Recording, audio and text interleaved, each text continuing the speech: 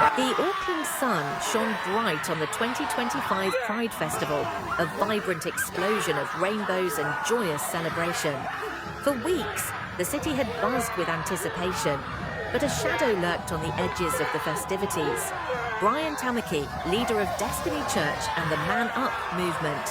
The stench of compromise hung heavy in the Auckland air. Another so-called Pride Festival choked our streets, a garish display of everything decent men should stand against. Rainbow flags flapped like the banners of a fallen empire, and the air throbbed with the godless rhythms of their celebrations. My heart burned with righteous fury. These perversions, this blatant flaunting of sin, could not go unchallenged. We, the men of God, the backbone of this nation, had a duty to reclaim our land, to restore the moral compass that had been so carelessly discarded. We started with the children, corrupting their innocent minds with drag queens and their twisted fairy tales was an abomination. We marched on that library, a den of iniquity disguised as a place of learning.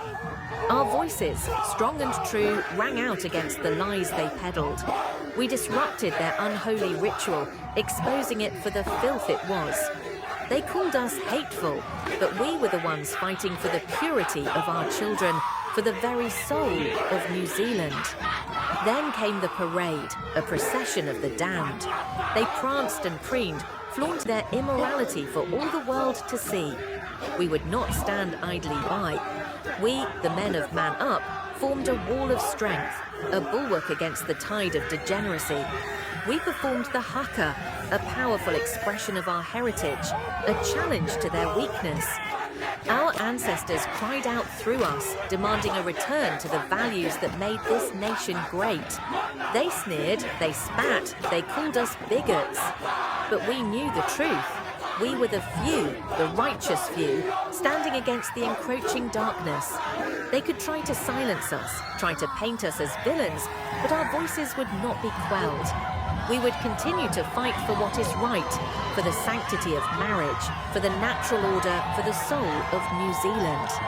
The battle was far from over. The stench of compromise still lingered, but the seeds of righteousness had been sown. And with God's grace, they would one day blossom into a harvest of virtue.